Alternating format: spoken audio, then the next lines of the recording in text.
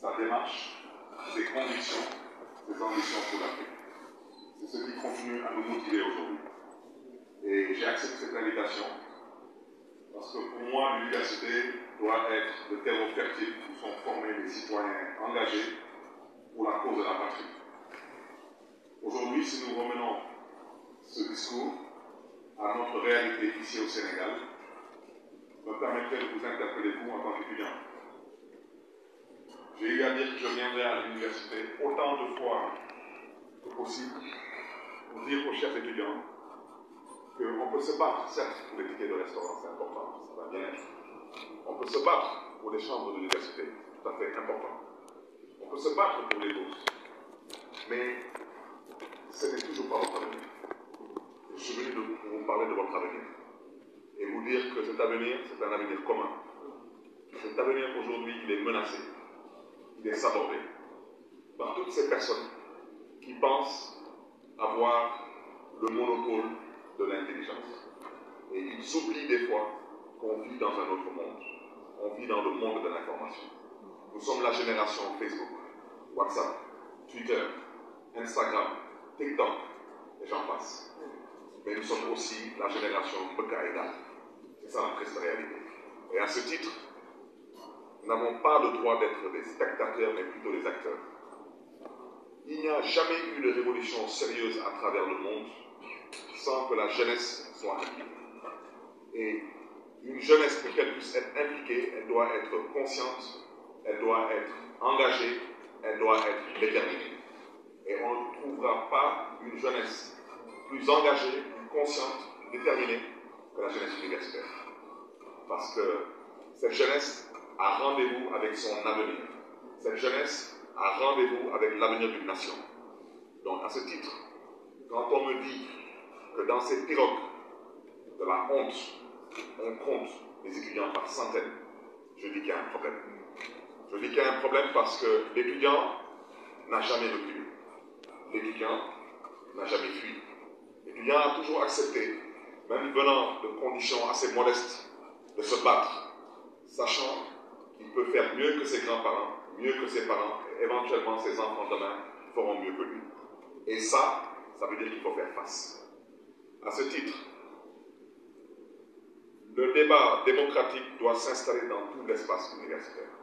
Il ne s'agit pas de savoir qui est APR, qui est PS, qui est PASTEF ou qui est apolitique. Il s'agit de parler du Sénégal. Est-ce qu'on croit que c'est normal dans un pays comme le Sénégal, aujourd'hui en 2021, qu'un homme nous ramène à un débat de troisième mandat? Ça, c'est pas partisan ce débat, c'est pas clanique. La porte d'Afrique, la capitale de l'ancien AOF, et qu'on vient nous dire que cette capitale va disparaître parce qu'on est incapable d'être capable de gagner les élections. Voici le débat.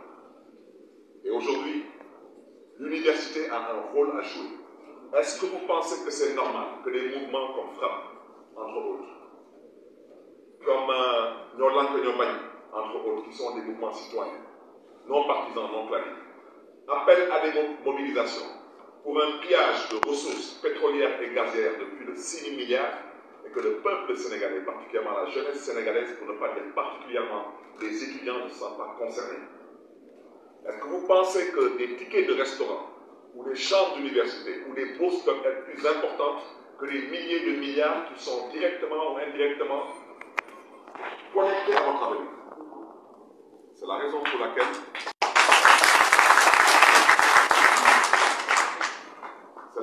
laquelle j'ai choisi entre autres de venir répondre à cette invitation. Et je pense que d'ici la fin de la première quinzaine du mois de janvier, je reviendrai encore à l'université.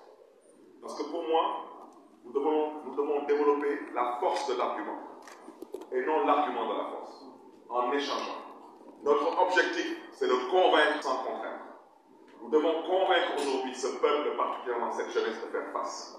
Nous devons exiger de nos dirigeants que ce pays change, et par tous les moyens. J'insiste par tous les moyens.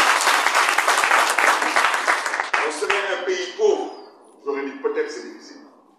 On serait un pays composé en grande partie d'analphabètes, j'aurais dit peut-être c'est éventuellement possible. Ce n'est pas le cas. J'ai quitté l'Assemblée nationale du Sénégal il y a presque 5 ans de cela. Entre-temps, le budget du Sénégal a presque gonflé de plus de 1000 milliards. Nous sommes à plus de 4500 milliards de budget. Et on vient nous dire que dans un pays qui regorge de pétrole, de gaz, de zircon, et j'en passe, on vient nous dire que l'avenir de cette jeunesse, c'est d'embarquer dans des pirogues et de partir en Europe. Ils n'ont même pas l'honnêteté intellectuelle de vous dire ce qui s'est passé ces derniers mois. Il y a eu plus de 4000 morts. C'est la triste réalité. Je suis parti à une marche, on me parle d'un collectif 480. Je dis que ces 480 morts, nous les avons enregistrés en une semaine. En une semaine. Ça veut dire qu'on a enregistré à peu près 500 morts par semaine, donc on se tapait le bateau de Joma par mois. Et cette immigration a duré 2 mois. Et le président de la République et son gouvernement ont choisi le silence, parce qu'ils sont complices. Ils sont complices de cette situation. Parce que tous ces gosses qui ont embarqué dans ces pirogues, personne n'est propriétaire d'une pirogue ou d'un moteur. Personne. Mais ce gouvernement, complice de cet impérialisme, me permettrait de ne pas trop mettre l'accent là-dessus par mépris. Vous savez pourquoi? Parce que les choses vont changer. Nous appartenons à une génération décomplexée, et vous m'excuserez de l'expression, on s'en tamponne royalement de l'Occident.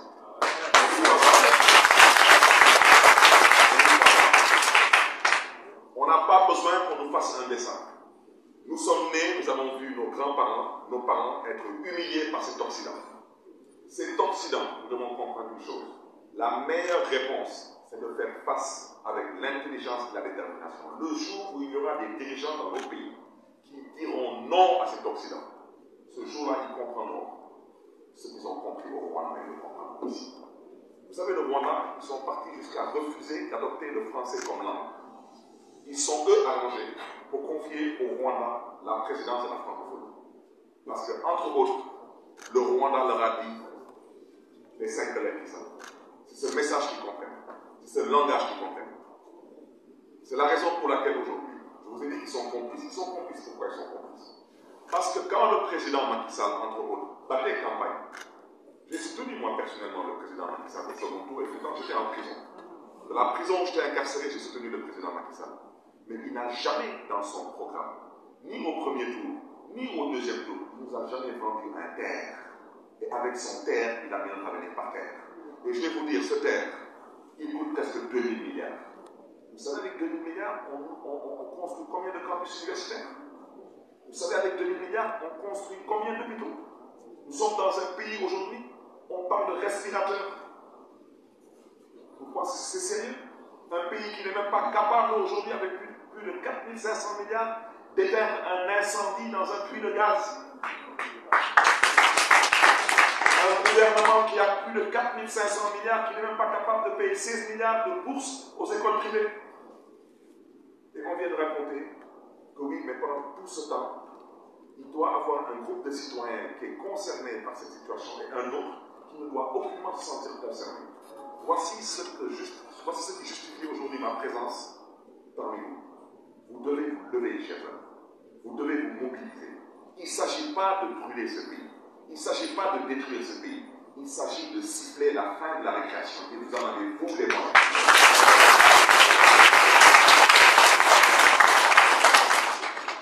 Vous en avez les moyens parce que vous devez montrer la voie de la démocratie moderne. Que vous soyez de l'APR, c'est votre droit le plus absolu.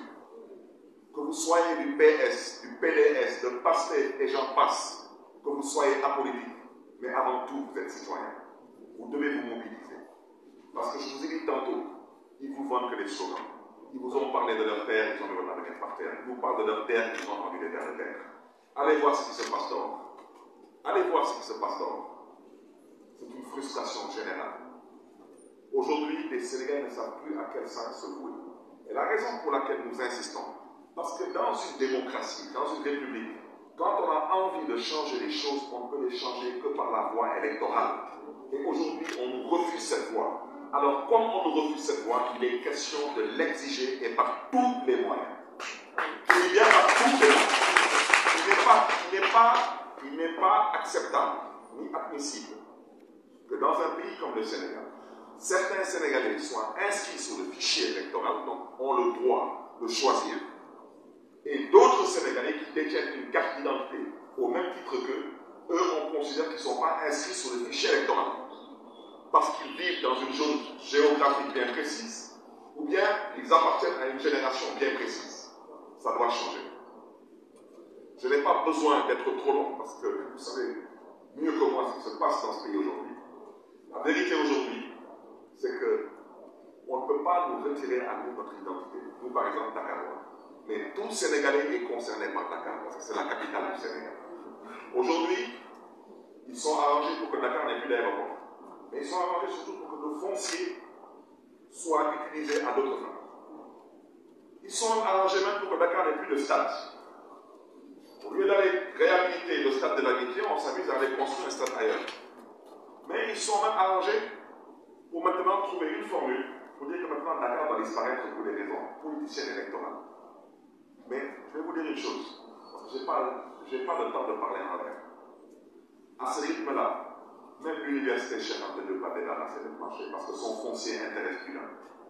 Nous devons trouver les voies et moyens d'arrêter ces gens, je vous dis. Vous pouvez en rire, mais je vous dis. Il y a des gens qui sont là, leur calcul est très simple. Ils doivent rester ici jusqu'au plus tôt, fin 2026. Parce que ce sera le moment venu pour signer les accords pétroliers et gaziers, et ils sont convaincus qu'ils ont des commissions qui leur appartiennent à eux qui l'entendent.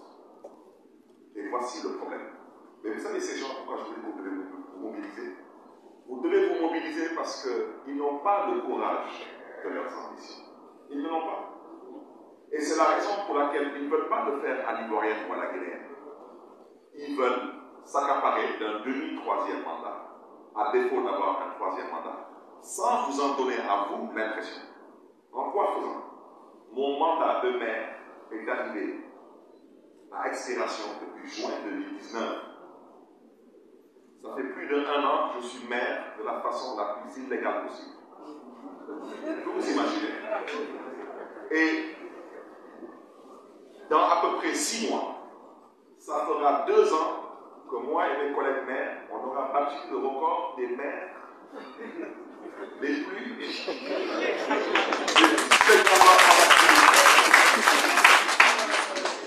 Alors, si on arrive en décembre 2021, comme ils ont prétendu dire que c'est en décembre 2021 qu'ils vont organiser les élections locales, eh bien, on aura occupé des postes pendant 2 ans et demi de la façon la plus illégale.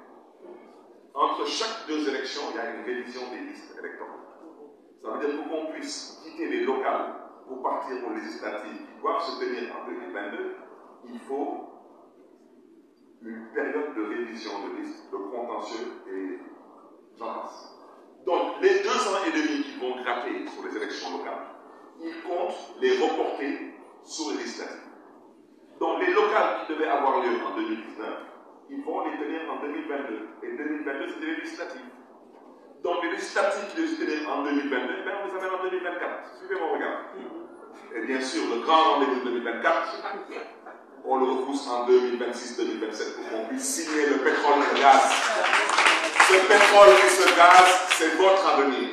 Ce pétrole et ce gaz, ce sont vos ressources. Ce pétrole et ce gaz, ce sont vos richesses. Et c'est de ça dont je parle. C'est votre avenir à vous. Mais si aujourd'hui, vous avez parlé de l'impérialisme, je préfère ne pas parler de la France. Parce que pour moi, la France, ce n'est pas un ennemi. Notre ennemi, ce sont ceux qui prétendent nous gouverner. Ce sont eux nos ennemis. Parce que pour moi, la France, ce n'est qu'un État qui a des intérêts. Mais pourquoi ils ne peuvent pas avoir les mêmes intérêts au Rwanda? Parce qu'au Rwanda, il y a des gens qui disent non. Mais quand dans nos pays, les gens sont mal élus, ils n'ont pas d'autre choix que de dire oui, parce qu'ils ont besoin que RFI, France 24 disent qu'ils ont été élus. Ils ont besoin que les institutions de Bretton Woods, soit la Banque mondiale, le FMI, et j'en passe, que ces gens soient toujours à leur côté. Donc le problème, chers amis, ce n'est pas la France, ce n'est pas l'Occident, même si on n'a pas besoin de compter sur eux, parce qu'ils nous ont déjà montré aux besoins où se trouvent leurs intérêts.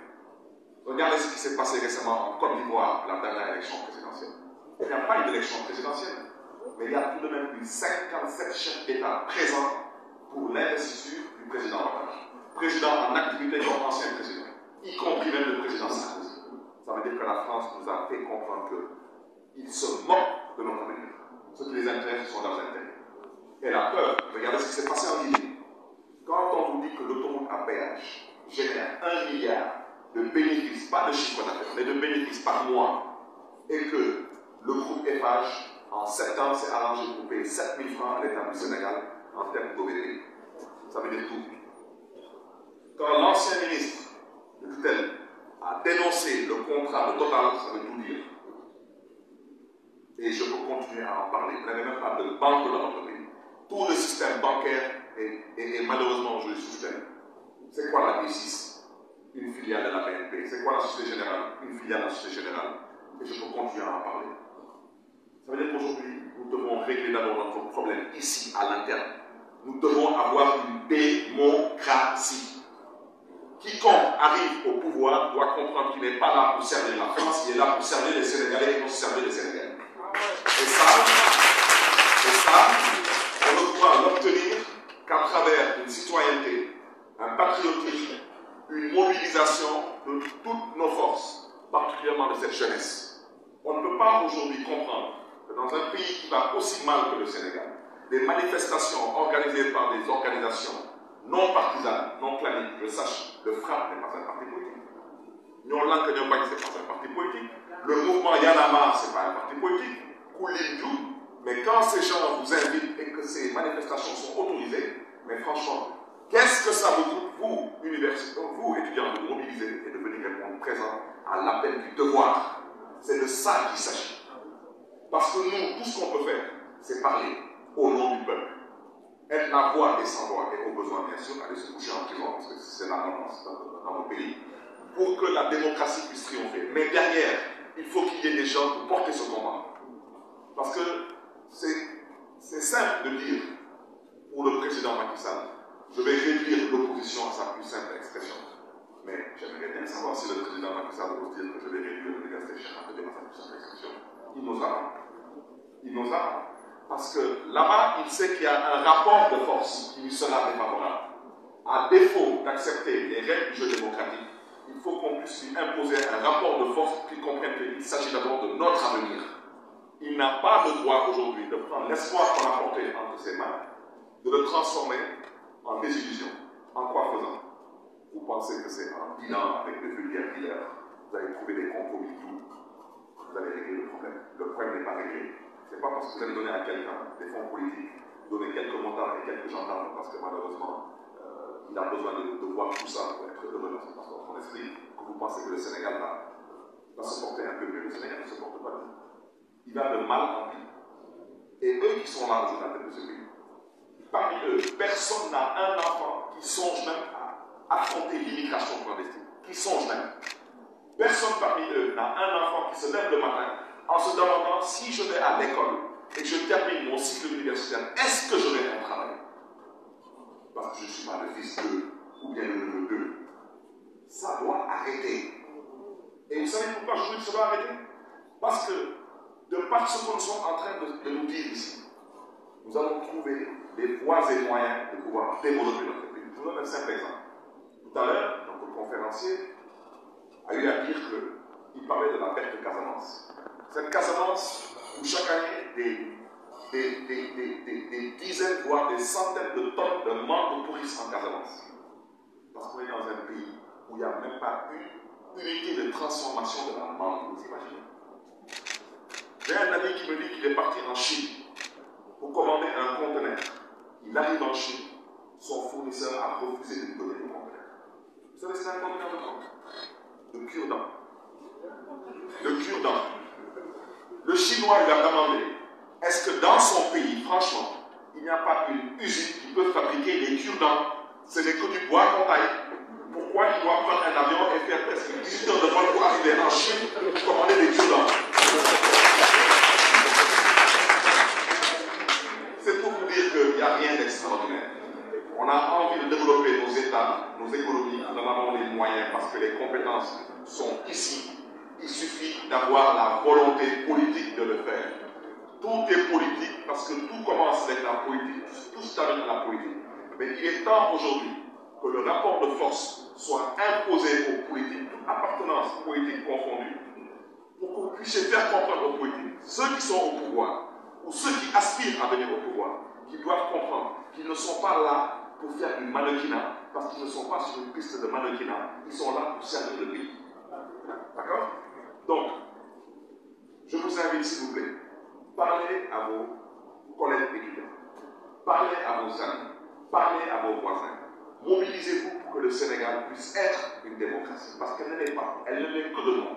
Le jour où le Sénégal sera une démocratie, ce jour-là, nous pourrons éventuellement prétendre à un développement durable, viable, fiable, et surtout rentable pour toute génération confondue.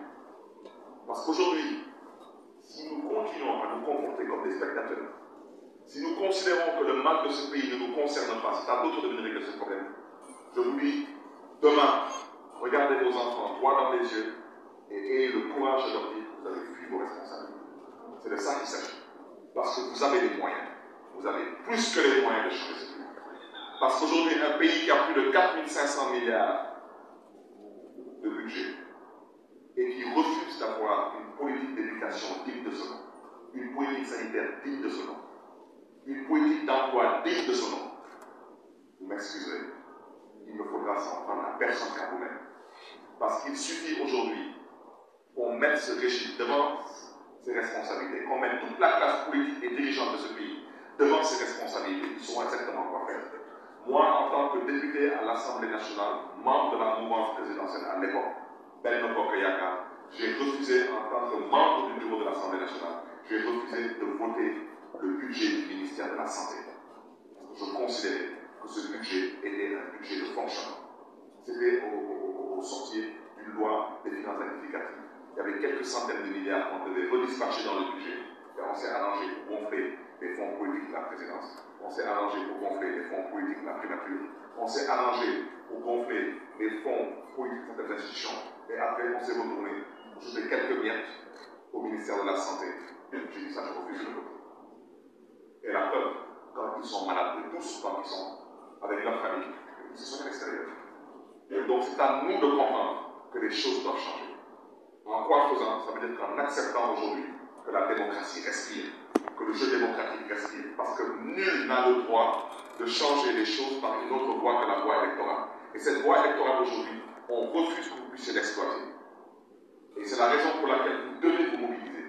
Personne n'appelle à l'insurrection. Personne n'appelle à la révolution. On appelle à la citoyenneté participative et inclusive. Je ne souhaiterais pas être trop long. Je disais tantôt que j'ai des engagements à la mairie vers 19h. Je vous remercie tout de même de votre aimable attention. Je vous remercie de votre invitation. Je vous souhaite bon vent en espérant que nos chemins se croiseront encore. Je vous remercie.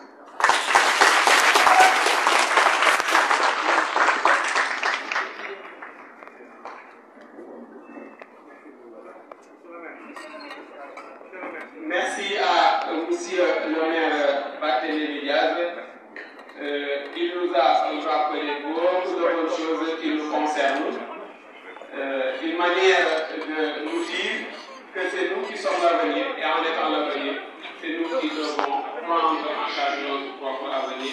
Il l'a bien expliqué et je pense que c'est toujours pour aller vite que l'on va essayer, avant de finaliser avec le fameux journaliste Pape Djibril Fall, de donner la parole qui va profiter, de donner la parole au coordinateur du mouvement Africa First qui va profiter de souhaiter la bienvenue à M. Pape Djibril Fall, ainsi aussi de s'adresser à ses camarades et compatriotes étudiants. M. Pape Nalégué, à vous la parole.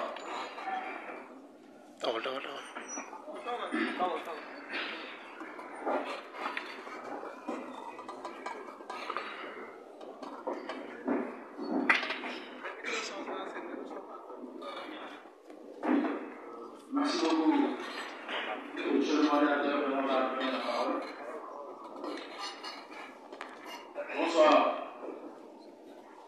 honorable député et maire de la commune de Dakar, de Mermoz Sacré-Cœur, monsieur le maire Barthélémy Diaz, bonsoir. Bonsoir à notre grand frère, ami et référence, éminent journaliste émérite, M. Pape Djibril Fall. Bonsoir à M. Gourdien, enseignant-chercheur et psychologue. Et merci beaucoup également pour votre exposé sur la vie et l'œuvre de Thomas Sankara.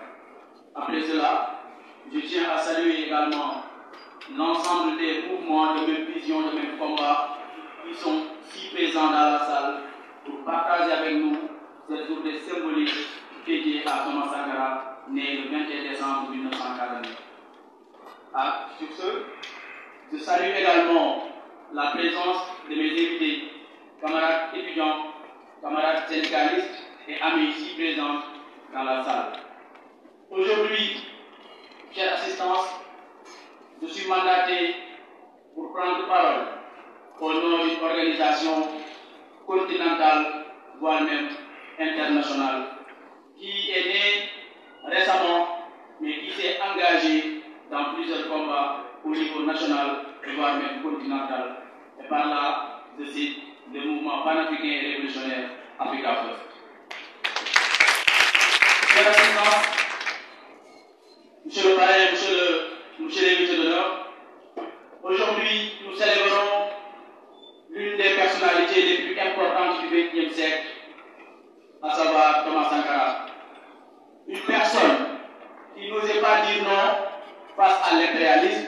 C'est dans ce sens d'ailleurs qu'on a porté notre choix à notre parrain, M. Barthélémy Diaz, qui vient de tenir ici un discours convaincant, bien vrai qu'on n'est pas en politique, pertinent, bien vrai qu'on n'est pas en politique, cohérent également, bien vrai qu'on n'est pas en politique. M. Barthélémy Diaz, merci pour votre constance, cohérence et pertinence. Je pense qu'aujourd'hui, parler de qui est Thomas Sankara, il est né, il a fait ceci, n'a plus d'importance. Ce qui a de l'importance, c'est de s'inspirer des idéologies de Thomas Sankara. Ce qui a de l'importance, c'est d'essayer de traduire la vision de Thomas Sankara en action.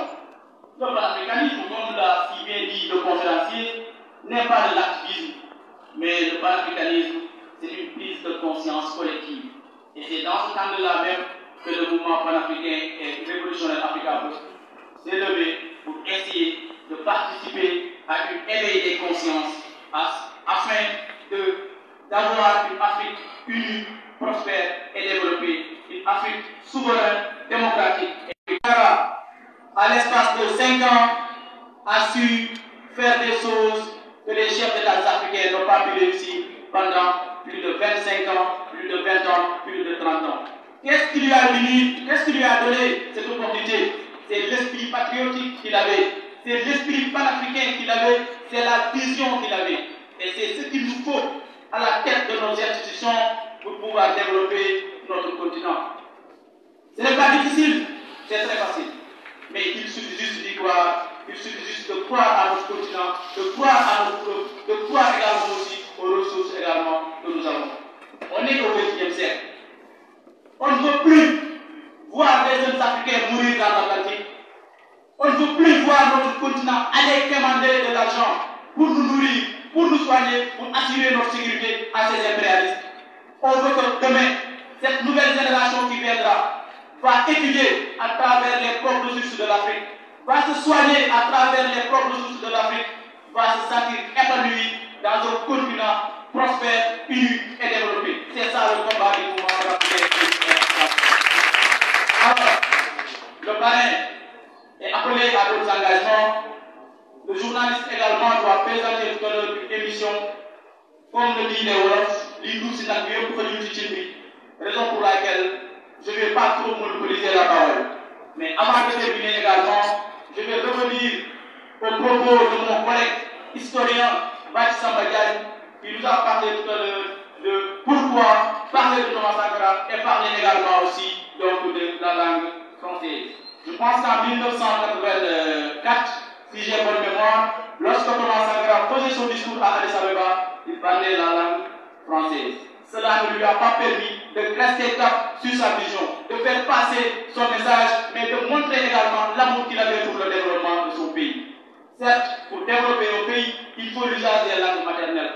Nous n'en conviendrons pas. Mais on est dans un contexte géopolitique qui nous impose non seulement de parler le français, mais de parler l'anglais, de parler l'espagnol, de parler l'arabe et d'autres langues. Et aujourd'hui, dans la salle, il y a certainement des gens qui sont d'autres contrées, qui n'arrivent pas à comprendre la langue wolof, raison pour laquelle, vu que le français peut nous permettre de passer le message, on l'utilise afin de pouvoir passer le message que nous voulons faire passer pour que les membres si présents dans la salle puissent comprendre également ce qui est en train de se dire aujourd'hui.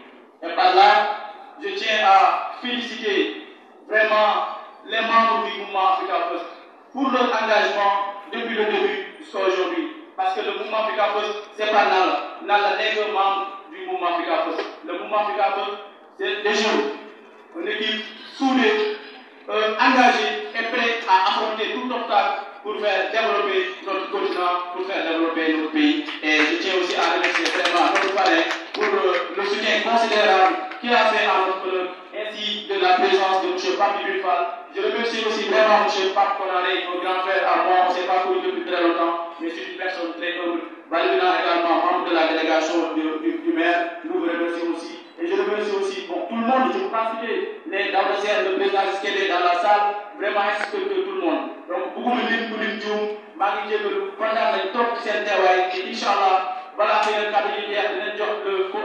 Pape Bifal, mon tempo, mais nous avons aussi d'aller, donc, il y a des jotaay, après, donc, il y a des activités organisées. Parce que n'importe pour faire, n'importe pour mais c'est un combat, moi, c'est un combat, moi, est ci bopp jeunesse Sénégal à ce que mun nañ développer suñu réew développer suñu continent waaye ban développement te ñan ñoo ko war a développer mooy ndaw ñi nga xamante ni yeneen leen ndaw ñi nga xamante ni yeneen xàcc na ndaw ñi nga xamante ni kat ëllëg dina ñëw ñu mun a taxaw fippu ngir mun a jànkoonte lépp loo xamante ni lu mun a nasaxal suñu liberté la lu mun a nasaxal suñu démocratie la lu mun a nasaxal suñu indépendance la donc ci loolu nag maa ngi leen di sant di leen di gërëm di leen di wax on jaarama Ndiogou Diallo papa voilà Ibi Bara merci beaucoup jërëjëf.